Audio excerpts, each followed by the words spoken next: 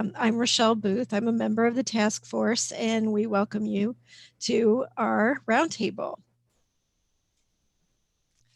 Thanks so much, Rochelle. And I'm Jody Skanesny, I'm the Vice President of Membership here at the MICPA. And I want to just walk through a little bit of housekeeping before we get started.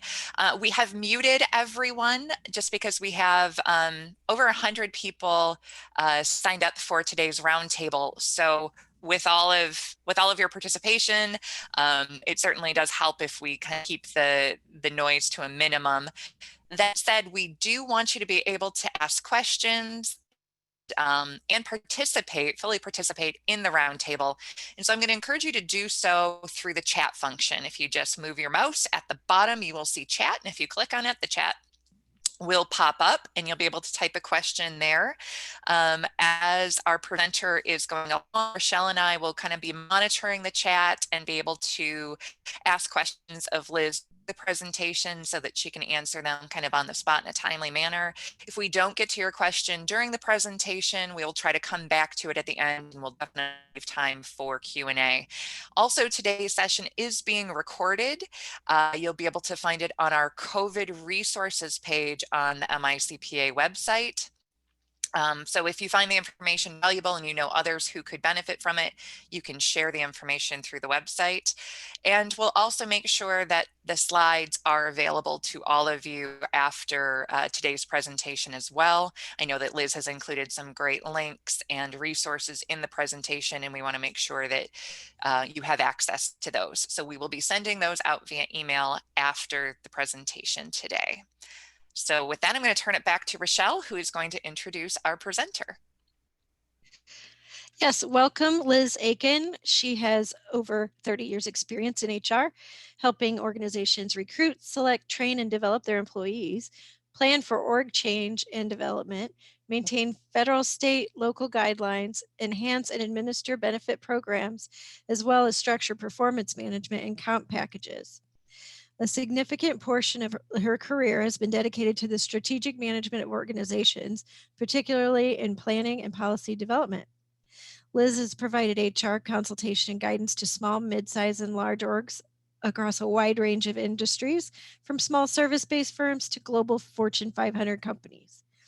Liz has been an adjunct faculty with Davenport University, Oakland University, and Baker College, facilitating courses in HR management, org behavior, compensation, and various management applications. She's a member of the Society for Human Resources. Liz has a master's with HR management concentration from Oakland and a bachelor's from Central Michigan University. She's certified by the HR Certification Institute as a senior professional in HR and human resources.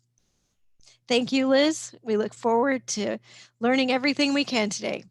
Thank you.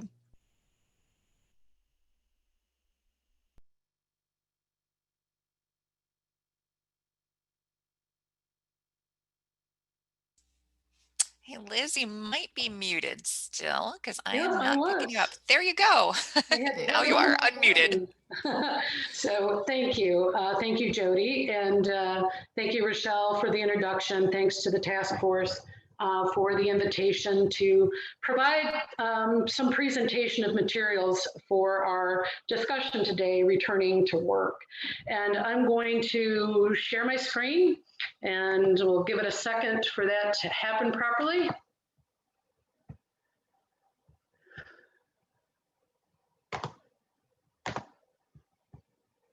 And let me start. Okay, how is that? Thumbs up? Okay. That looks good. Okay, so we're talking about preparing for a return to the office in a COVID-19 and, dare I say, a post-COVID-19 environment. And as Rochelle indicated, my name is Liz Aiken. I am an HR consultant, and I work with various businesses throughout Michigan in the area and provide some direct consultation service to the Michigan Association of CPAs and how they work with their internal staff. Second, I'm going to minimize my screen. So To give a brief overview, I'm going to first talk about the current state of work in Michigan and how it's regulated. I think it's important to think first of what's out there that we need to comply with, what the guidance is, what the laws are, how it's regulated.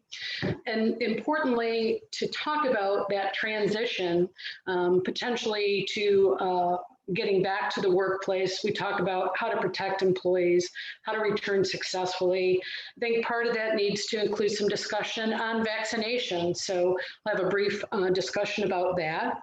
And then we're really looking at required practices and best practices, making plans, the importance of communicating those plans and your vision, and then demonstrating integrity really through follow-up and the actions that you take. I'll kind of summarize through steps to take right now, important things to really keep hot on your to-do list, and then how to find some of the right stuff. So I have links at the end of this presentation that should be a great resource for all of you. So the current state of work in Michigan and how it's regulated. So there are lots of rules and guidance that we need to follow, some of them at a federal level, but really what guides our actions right now from a work environment standpoint is both the Michigan Department of Health and Human Services emergency orders and MIOSHA emergency rules and guidance. So what began maybe as some of the executive orders coming from the governor's office really translated to a couple of things. The emergency orders through MDHS that limit in-person gatherings and employer operations. And so as updated, and I'll share that recent update of February 1st, the guideline for workplaces are those where work can be done from home cannot open. So technically, while there has always been the encouragement and push to work remotely since spring of last year, it really became official and beyond recommendation required since November of 2020, so since last November.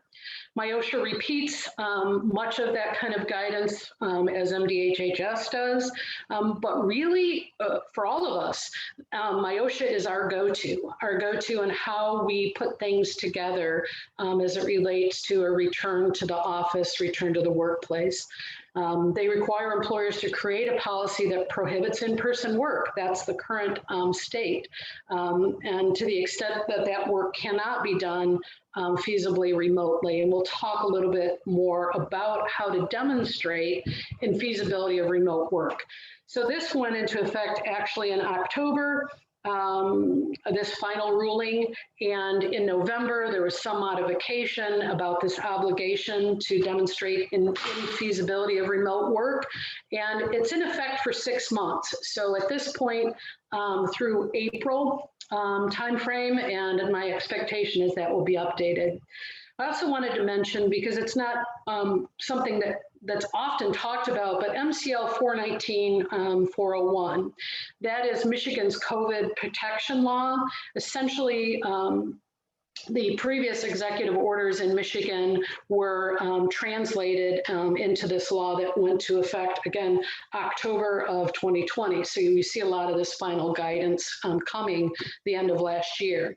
This law prohibits retaliation against employees who stay home or leave work because they're sick, or they think they're at risk. Maybe their spouse is sick, or they think they've come in contact with someone who has the virus. So those are really the three important pieces in Michigan I want to mention.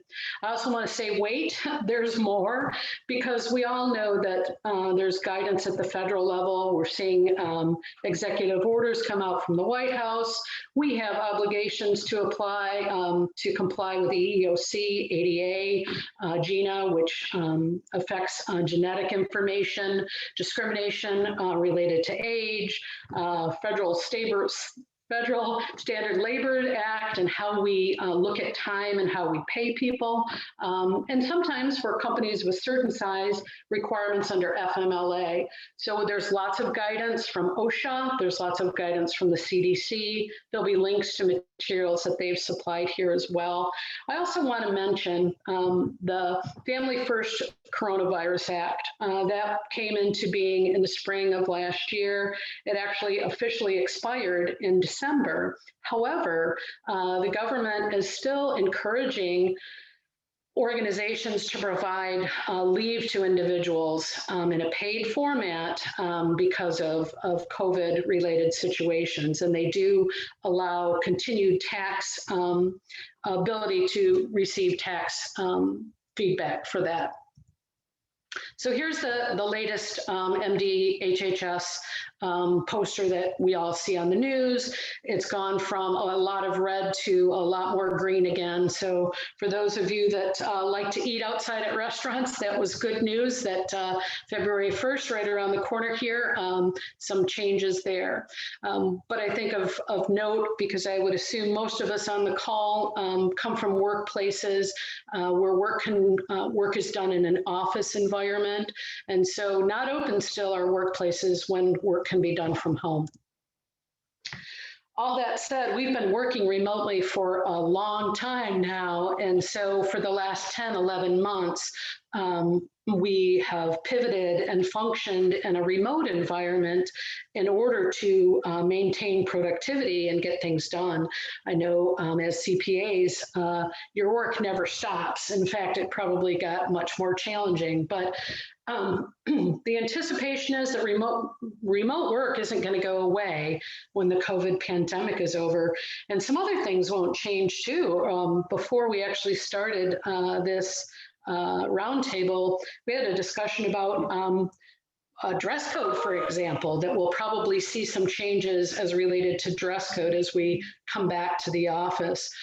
But in some surveys that have taken place, some of these I utilized from the Society of Human Resource Management, about half of employers plan to let employees work full-time.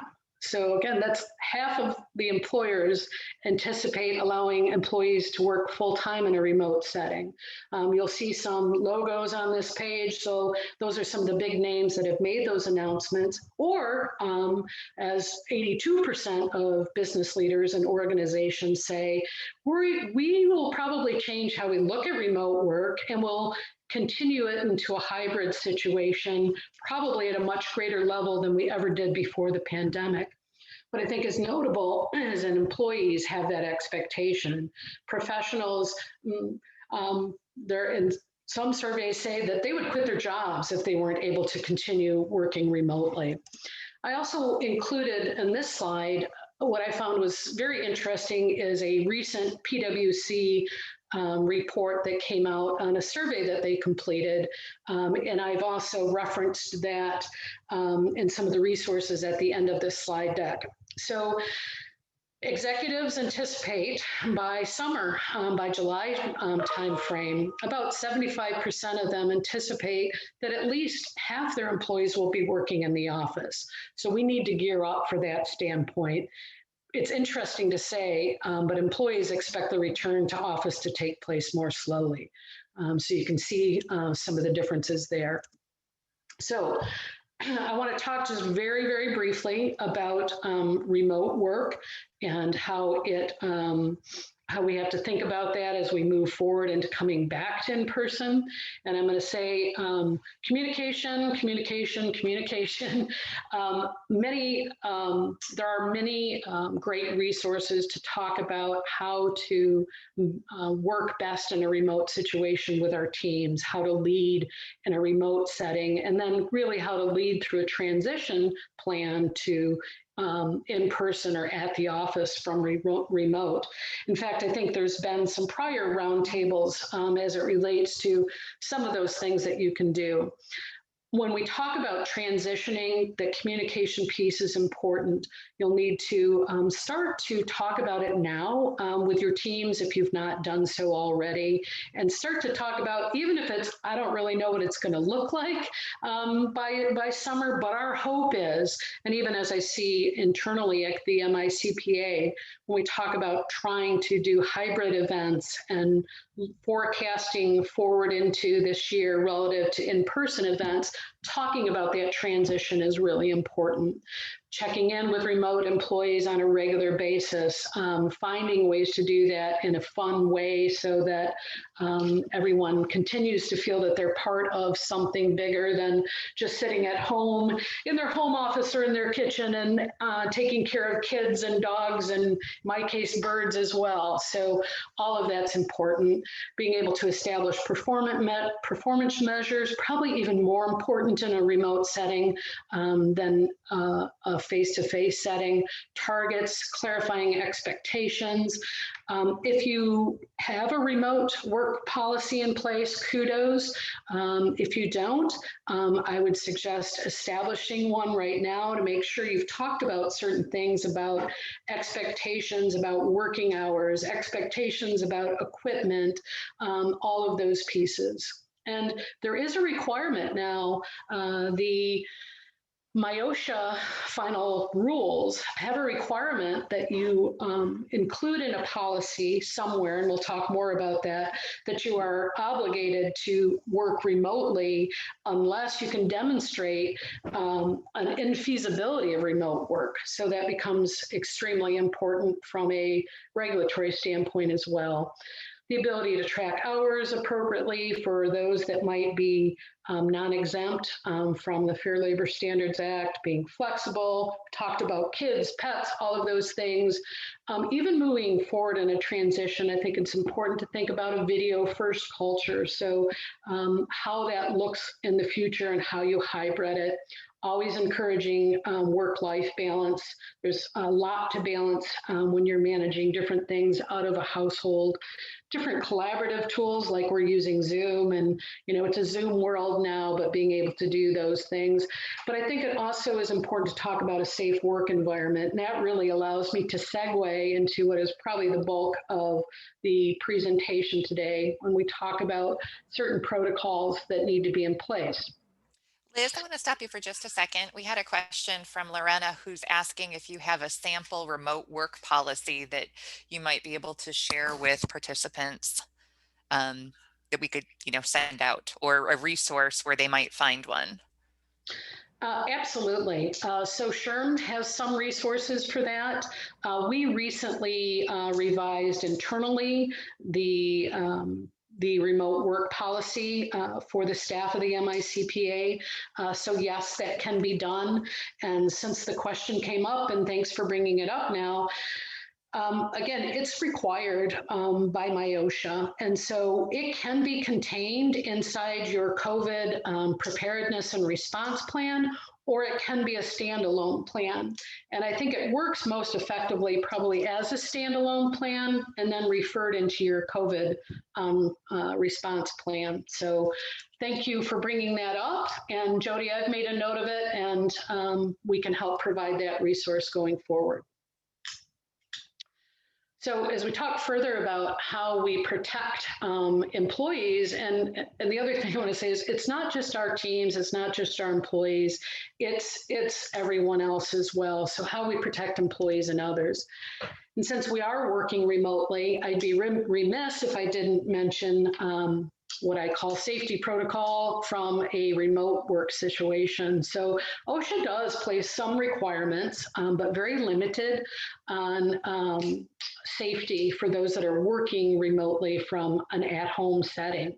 Employers are not liable for employee home offices, so the employer does not have control over those offices. And some of this is immersed in your remote work policy as well. Employers are not required to inspect the home office that someone maintains. Where the employer may become responsible is in a home work site for any hazards that might be caused by things that you provide. So if you're providing a laptop or screens or any other kind of tools, materials, or a certain process that's required. If you're requiring it and you supply it, then you may be liable. So you're not on the hook if someone's working from their kitchen and they're making dinner at the same time that they're working. So they're multitasking with one hand on the laptop and one hand on the stove and get burnt. You're not responsible for something like that. But again, if it's your own equipment that causes an issue, the computer blows up, there's the possibility that workers' comp would still apply.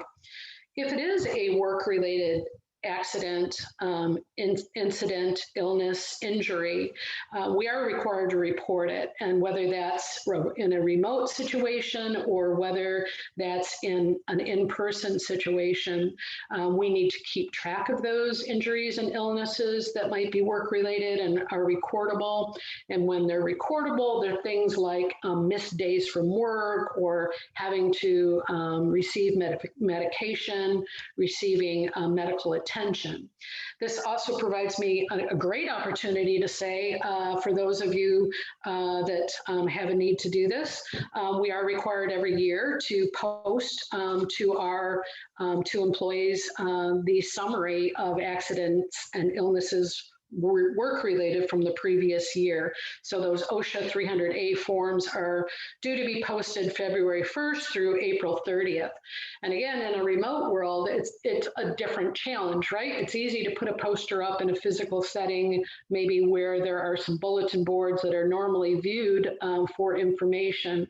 So think about how you report information in that remote setting, whether there's a Teams channel, if you're using Microsoft Teams, that you can record those types of things. This really kind of leads me into the other part I want to bring up, and it's sandwiched between safety face-to-face, but that's a special note on vaccinations. You know, the question of to vaccinate or not to vaccinate. And we see a lot of interest and activity in this area right now. And the question for many people is, can I require my employees to be vaccinated before they come back into the office? You know, what rights as an employer do I have? So the EEOC says requiring vaccinations from employees to come to the workplace is legal, is permissible, and it's enforceable. And so as it relates to screening for COVID, as it relates to vaccination for COVID, EEOC has said those things are absolutely permissible and enforceable. And it's because COVID-19 poses a direct threat. So that direct threat can cause injury to others in a work environment, can cause injury to oneself. And so with that direct threat to health and safety, it's permissible and enforceable. You must state that it's job related and consistent with business necessity. But if you indicate that in order to perform your business successfully in person, that's required, it's completely appropriate. There are some carve-outs, I'll call them carve-outs, exceptions, accommodations, meaning if an individual or individuals have a disability that would put them in jeopardy if they received a vaccination, that might be one way that they would not receive a vaccination and you would accommodate them. If someone has a religious belief or a practice or observance, then that can be exception to vaccination as well. But an individual would have to be able to prove that reason that they need accommodation, they're not able to get the vaccination, And a reasonable accommodation could be a continued remote work situation. So something to think about if somebody's been performing work successfully remotely, you would want to have some interactive discussion through the ADA process to say if they're able to continue to work 100% on a remote basis if you are requiring vaccinations. You can't automatically terminate if someone does not want the vaccination. There is a process that you'd have to go through.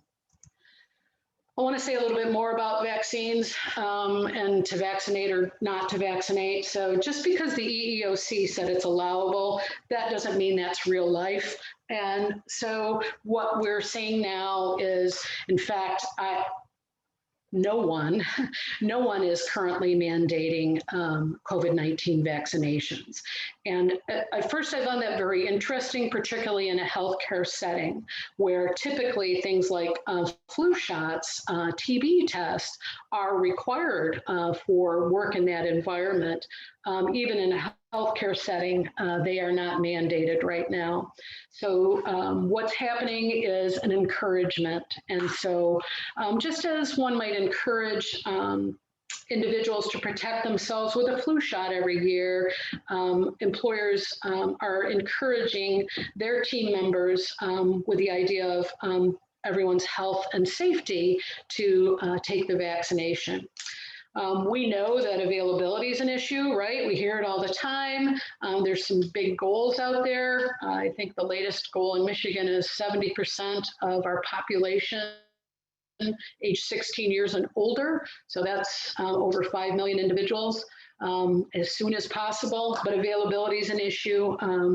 And there's also a lot of resistance. Some of you on the call may have a resistance that might be related to past experiences that you've had, related to what you've heard others say. Some of it's even politicized. So these are really some of the drivers for not mandating vaccinations right now. We may see that change as vaccinations become more available, the vaccine becomes more available. We may see that change, particularly in a healthcare setting.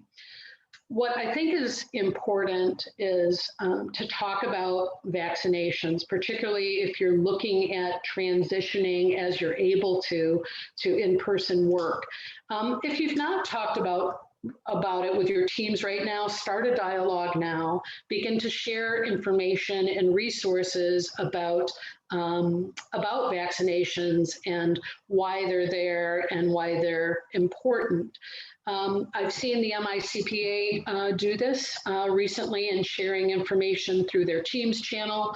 And that information you're going to want to share come from the sources of Michigan Department of Health and Human Services, CDC. So when you look at the links at the end of this presentation, there will be some articles that you might post. CDC came out with a new article this week that is a good one to share with your team. So I would encourage you there. Some employers are talking about incentives and providing employees incentives to get vaccinated for COVID-19. And while that's certainly allowable, and it needs to be de minimis, so it needs to be something that is not of significant value. So it might be maybe a stipend through a health and wellness program or an award or a small token of appreciation, and it must be done consistently. So when I talk about vaccinations, that's one way to think about a successful return to the office. We have another question here, Liz. Yeah. And the question is, what do you think will employers require employees to give proof of vaccinations? So you can absolutely ask for proof of vaccination. And so if you are mandating vaccinations, you are allowed to ask for proof. And so you've probably seen some of the some of the video footage on the news of individuals showing their little vaccination card that they've received after becoming vaccinated. You can require a copy of those. That doesn't contain any genetic information. It doesn't contain any information about serious health conditions. So there would be no concern as it relates to genetic information or health history. So absolutely, you can ask for documentation. I think what's important to think about that is it needs to be consistent. And so you can't ask one person and not another for that proof.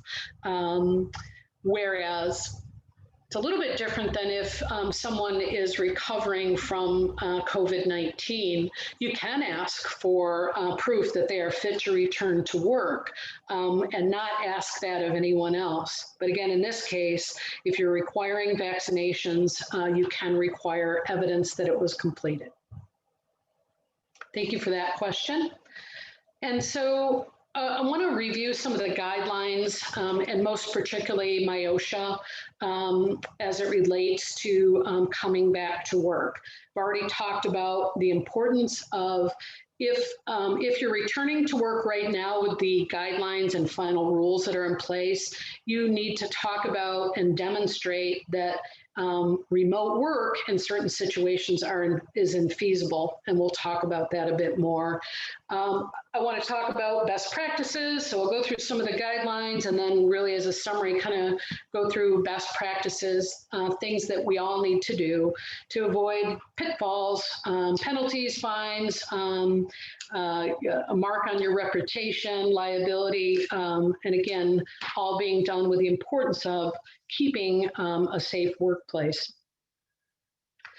Quick slide, just because for me it's a little bit of shock value, but penalties are real, and to highlight them from MIOSHA and OSHA, we all want to do the best that we can to protect ourselves, our teams, others from any direct threat of COVID-19. And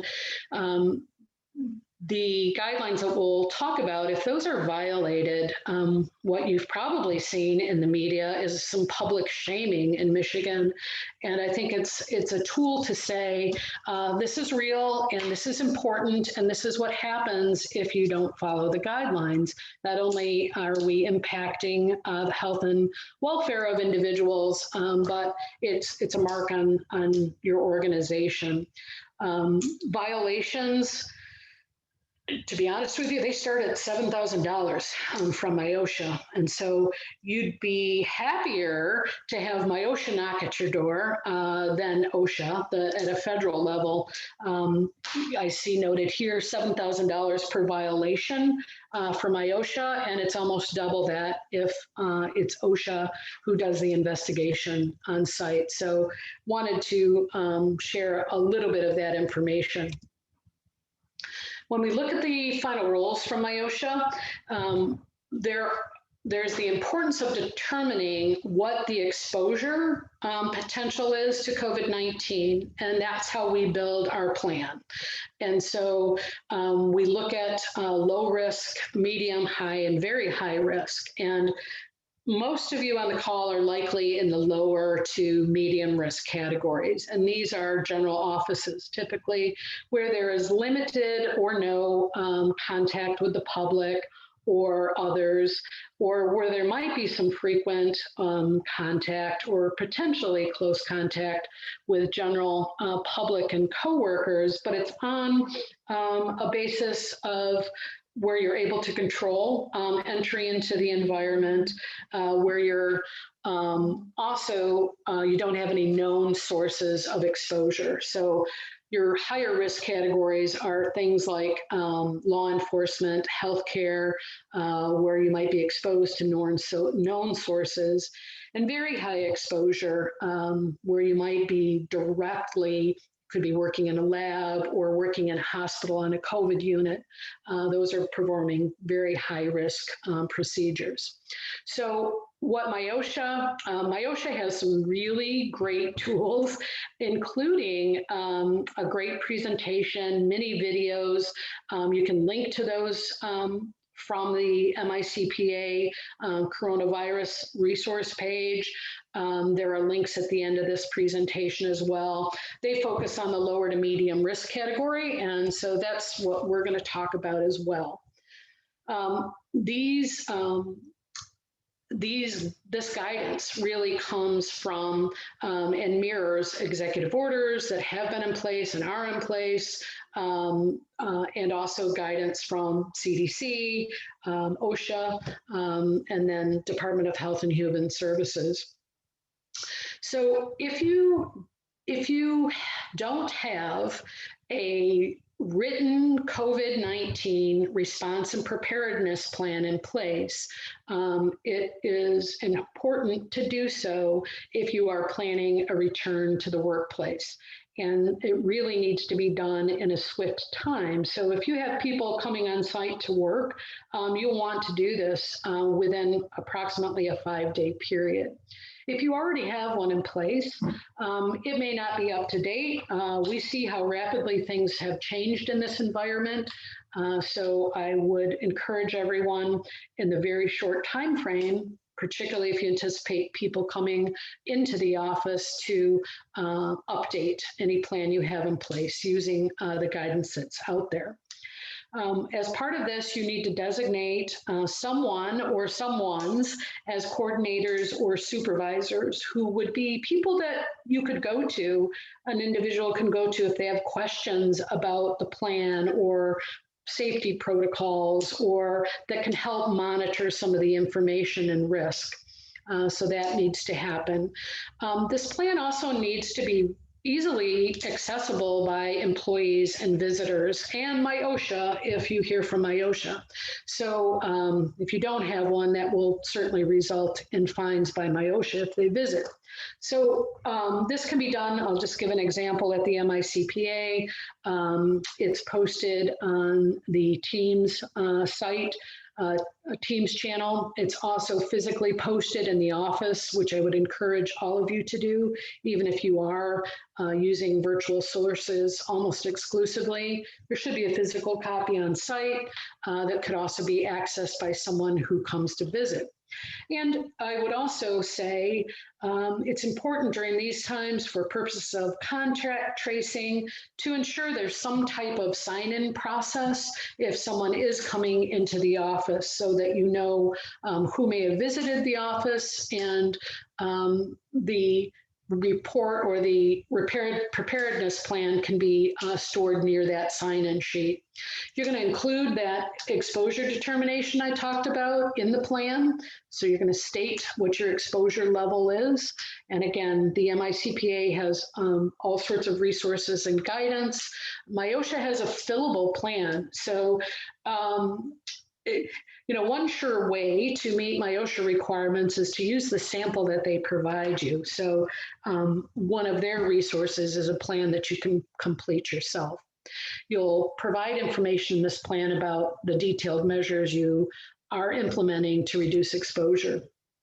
These come into different categories, various controls, administrative, engineering, how you will prevent infection, what personal protective equipment you require, how you provide screening, which is a requirement, and how you provide surveillance, and then the type of training that goes along with that. I'm going to talk about each of those components fairly briefly, but exclusively. So we talk about administrative controls, and again, these are things that will be required to be in your preparedness plan. And that, as MIOSHA indicated, you must demonstrate that you are requiring everyone to work remote unless the work that they do is infeasible to be done remotely. That needs to be written. And the process that internally at the MICPA that we've followed is really preparing a guideline, and I'll talk a little bit more about this, that names what jobs or positions might require either occasional or regular visit on site and why it can't be performed in a remote setting. You want to require certain approvals and sign-ins so you know who's in the office and that the highest level executive has ensured that that's okay, that they're in the office.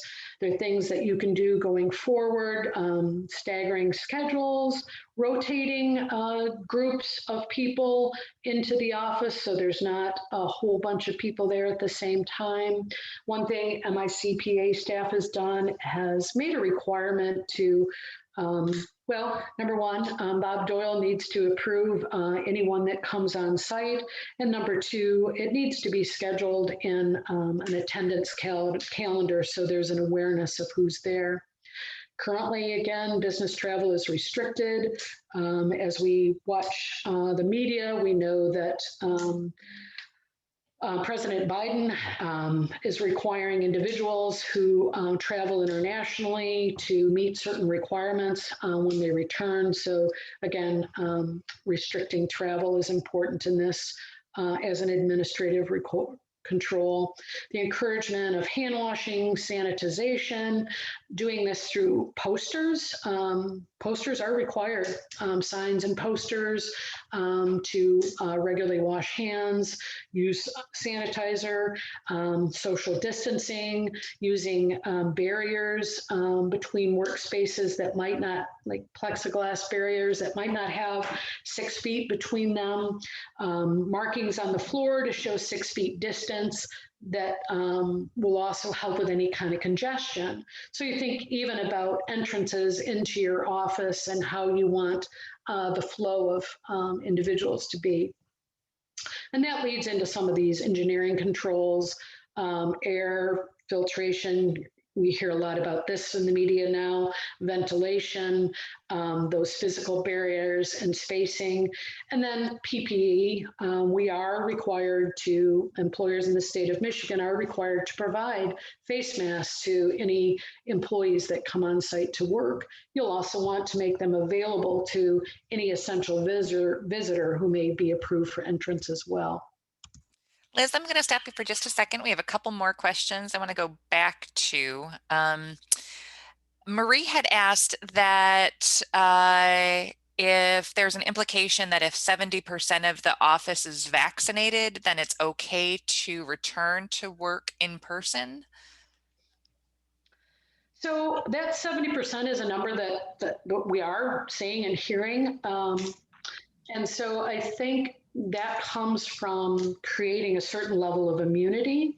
And right now, we may see that change in the extent that right now we still are remote. So even if 70% of your workforce is vaccinated, right now the guidelines we have in place still require us to be remote first. That will probably change as vaccinations pick up. So I think that could be a possibility. Okay, and then Lorena asks, for HR record keeping, will that vaccination proof have to be kept separate from non-medical HR records? You are so awesome to ask that question. And they don't need to be kept separate from other medical records, but they do need to be kept separate from employee personnel records, HR files. So always maintain a health file for individual employees that includes things like if somebody takes Family Medical Leave Act or any kind of medical leave, vaccination, that would be in that health record file as well. Again, separate from any other HR record. Should written documentation of infeasibility of remote work be done on an employee by employee basis? So when we talk about infeasibility of remote work, what what you want to do is make sure that it's written and make sure that you've done an analysis. And so what the MIOSHA would look for is, have you really thought about this, or are you just coming into work? And so you need to show, not necessarily by name, but at least by job title or job category. At the MICPA, we have maintained essentially a table that indicates that talks about, and I'll just indicate what's on that table. We talk about some of the essential functions that need to be performed. So for example, MICPA has an individual that regularly reports to the office because there are some physical things that need to be done. Process of incoming and outgoing mail, depositing of funds, processing of time cards and payrolls. So you can highlight those functions. Then you can talk about the frequency in which they occur. So the next column on your table would be, at what frequency do you require someone to come on site to do that? Then your next item on that table could be, who's authorized to do that? So that's where then you would either say, in this example, the HR generalist, payroll specialist, or name that person. It's completely fine to do that as well. And then include any additional comments that you might have as you've gone through the process. So, and this really became the requirement in November timeframe when MIOSHA reestablished and gave some additional information about their ruling. Great.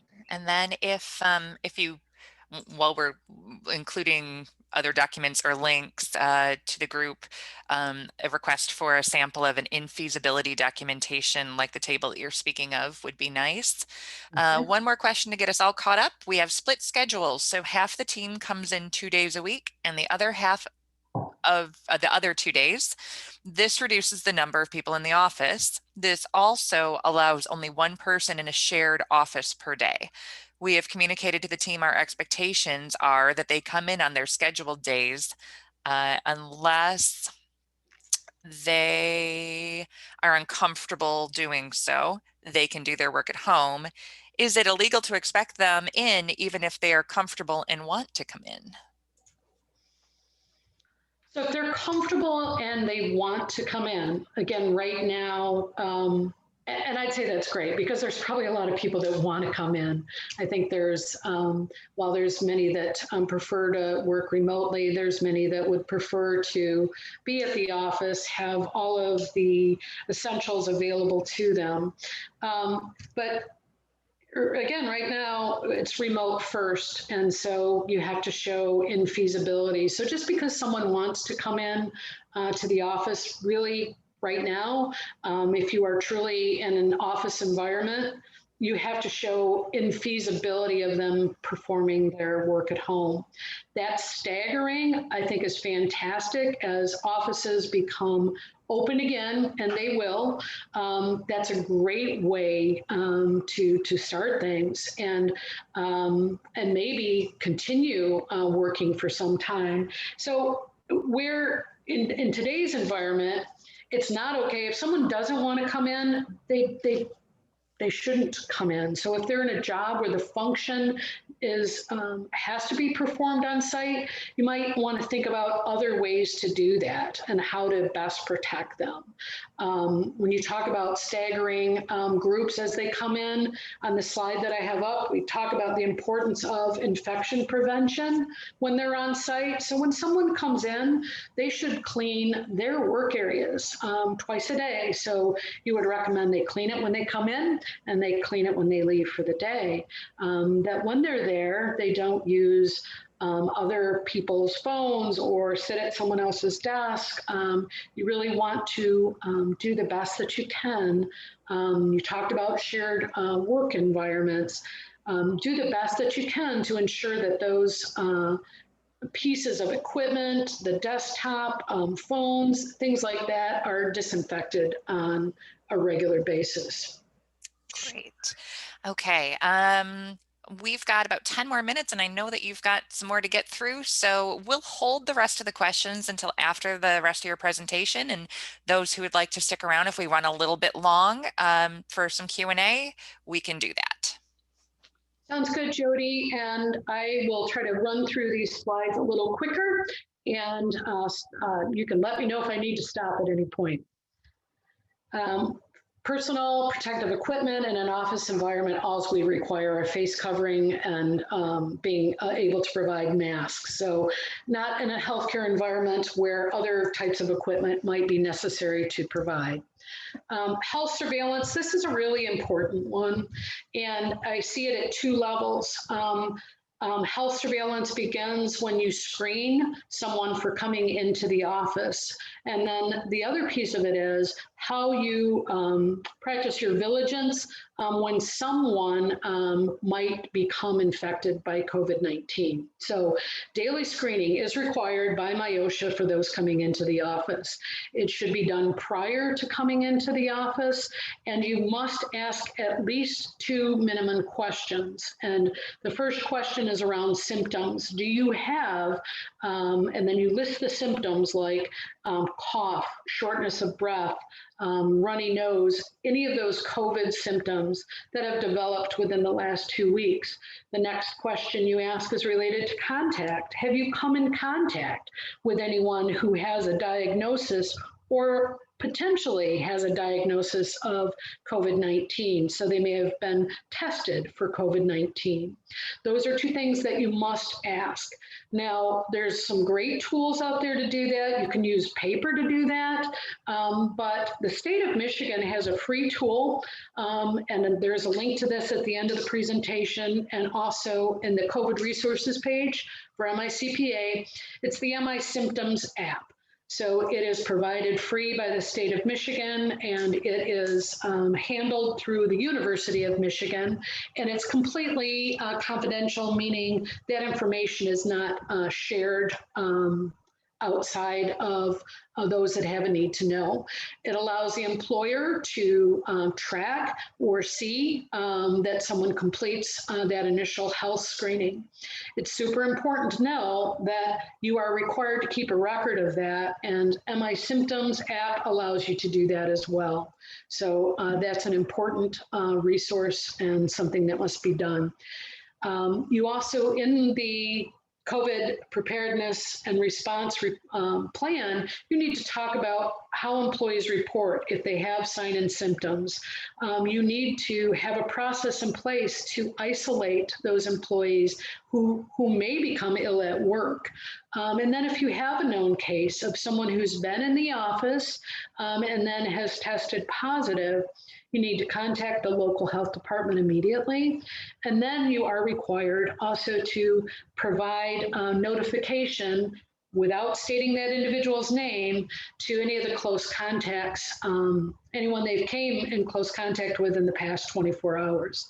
So that close contact, as many of you probably know, is now defined as being within 6 feet of someone for 15 minutes or more during a 24-hour period. You also need to talk about how someone returns to the office, and that is after they're no longer infectious. And you want to use the latest CDC guidelines or better to allow that to happen. So I say CDC guidelines are better. CDC recently changed their guidelines for quarantine from 14 days to 10 days. It's still okay to say 14 days if that's what you want to require, but you must at a minimum follow their guidelines. So in your plan, you'll likely want to refer to allowing them back to the office according to the latest CDC guidelines. Training is required and must be identified in your plan, and it must happen. And this is something you want to keep record of.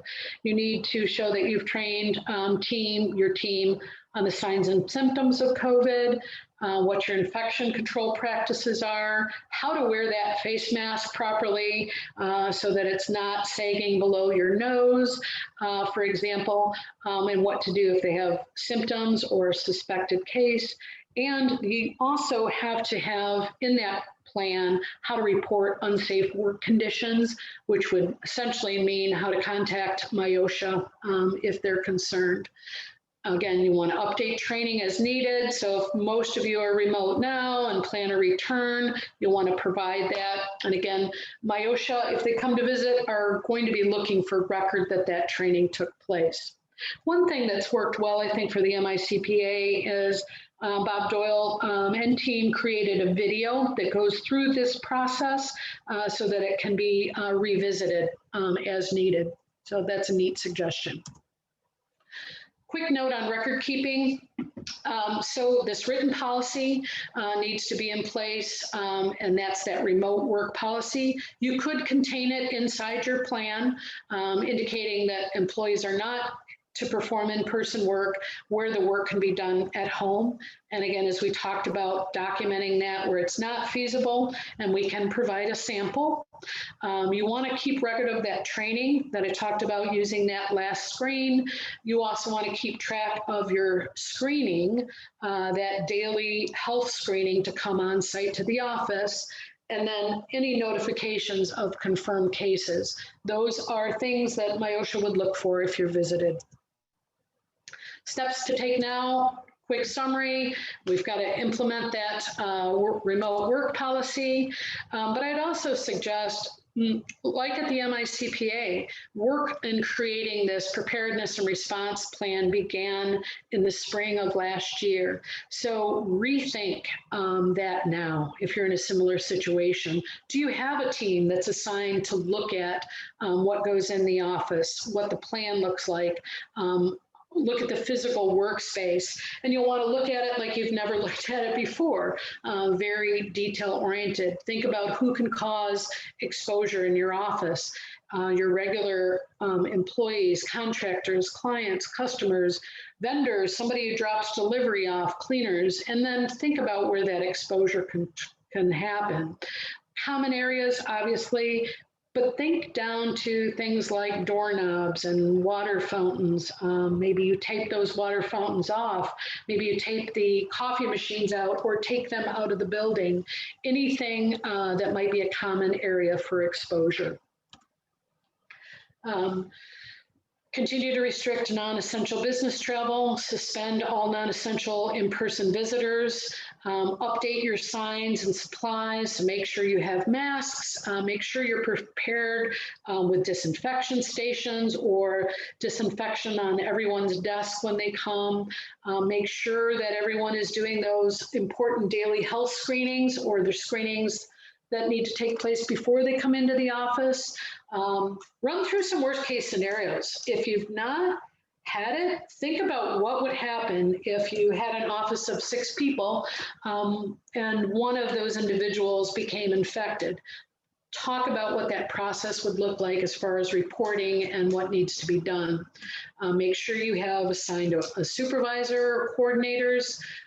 Strengthen your cleaning and disinfection procedures, not just what's done on a routine basis, maybe by the company that you use to provide cleaning, but how you might enhance some of that, and then how you will handle those that are sick or have been exposed. And if it's something that needs to be reported on an OSHA form as well.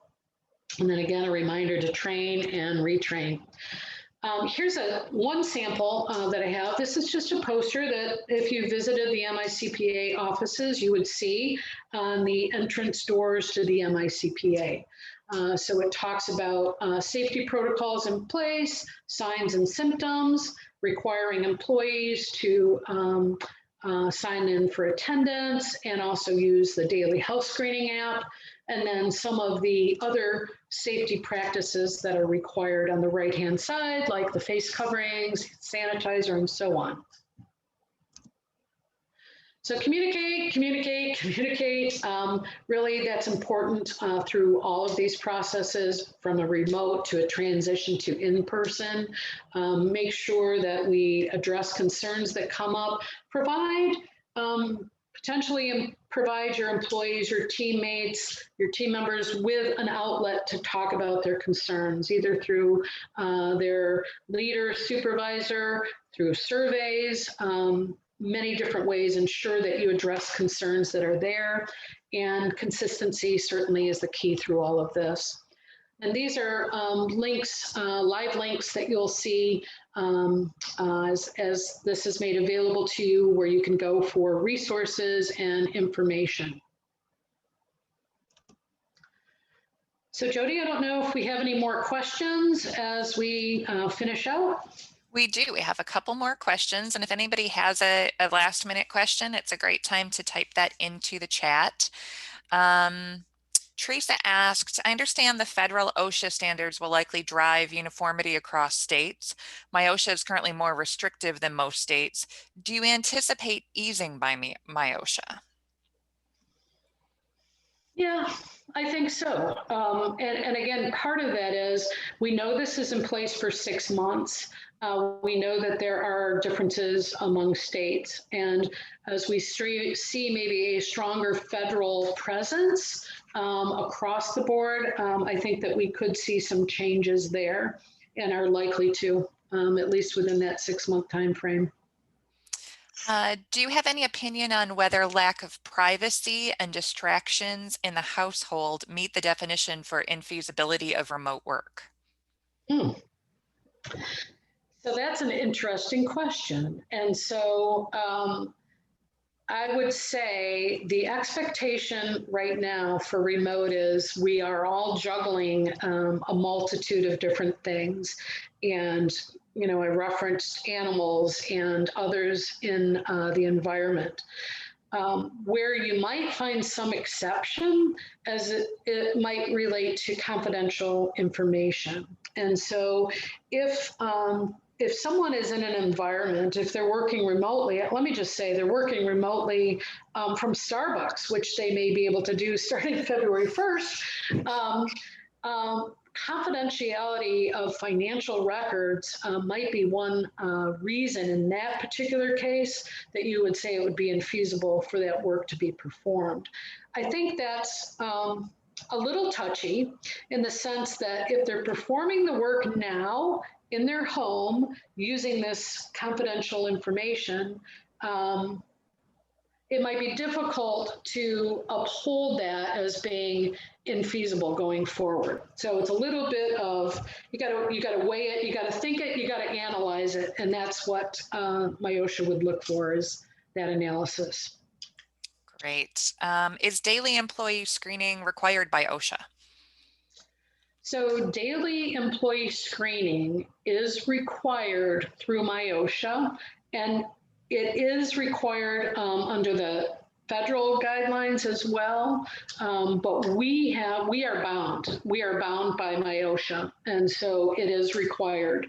Again, can be done in a paper format, can be done using an application, can be done when someone comes into the office and signs in.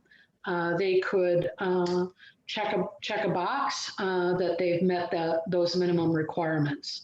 And again, the question is, do they have signs or symptoms, and have they been in contact with someone? Okay, Cynthia asks, should employees be screened every time they leave and enter the building during the course of a workday? You know, that's a great question. What at the MICP, I'll use that as an example, is you're screening at the beginning of the workday. And so you're completing the MI Symptoms app at the beginning of the workday. If you leave, you're asked to sign out and then sign back in when you return. So there is not a stipulation that it has to be done every time if you go in and out of the facility. Marie asks, with tax season being around the corner, we're trying to figure out the best plan for our tax season workers, keeping in mind the physical distancing to keep our employees at safe distances from each other. My question relates to best practices and specific compliance with the health or OSHA guidance out there. Some senior leadership in our office would like to just, quote, return to normal now, but that's not the guidance. Please advise as to best practices with regarding getting through the end of the pandemic, resisting pandemic fatigue, and dealing with tax season in the best way to keep employees and customers safe. We have employees who have special health concerns and need to be sensitive to that as well. Yeah, so that is the dilemma, right? And at the beginning of this presentation, we talked about there's a little bit of a disconnect with executives, leadership really wanting that return to work or the office to take place a little quicker than some employees might. We have to follow the guidance that's there. And so we are remote only unless it's infeasible to do so. And there might be situations where it's infeasible to work with a client in a remote setting because maybe the client themselves doesn't have access to some of the tools that you need to work with in a virtual setting. If you are transitioning to that, again, be very careful. You can require screening of your visitors just as you do of employees. And so, bearing in mind that these screening questions doesn't eliminate the possibility that someone is carrying the virus. So there is always risk in today's world when people are in a face-to-face setting. But requiring face masks, allowing employees who have maybe some health issues, allowing those individuals the flexibility to maintain their remote work, maybe rescheduling some of the work, redistributing who clients report to, who they're assisted by, what staff member. So I think it's important to stay flexible and creative and to stay employee focused during this process. Thanks. It looks like we have, here Rochelle had mentioned that some companies use wristbands to indicate the employee has been screened for that day, allowing multiple entries in one day.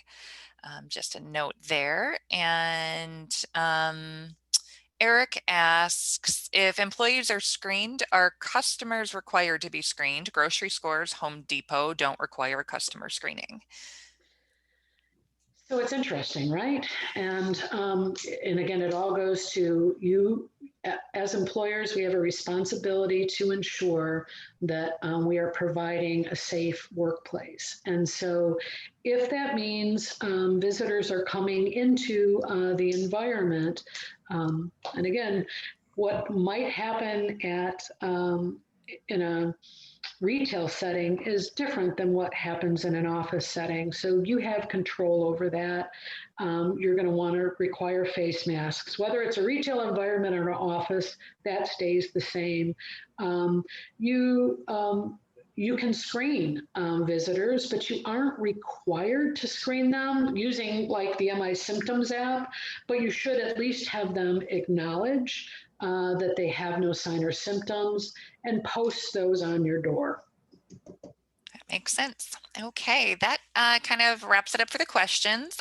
We've had a few people ask if the slides will be available, and yes, they absolutely will be. We will be sending the slides out via email to all of you when you signed up for this Zoom meeting today. You had to put your email in. That's how we know how to get that information to you. So those will be coming your way.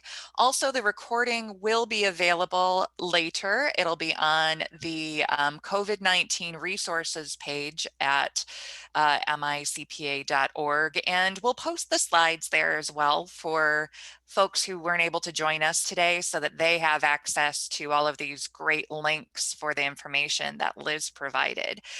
So thanks to all of you for being a part of this for the roundtables. We really appreciate it. If you have a topic or a suggestion for a roundtable topic in the future, we would love to hear from you. Please feel free to reach out to us. Otherwise, thank you, Liz, and thanks to the Corporate Finance Task Force for helping put this together. Hope you all have a great day.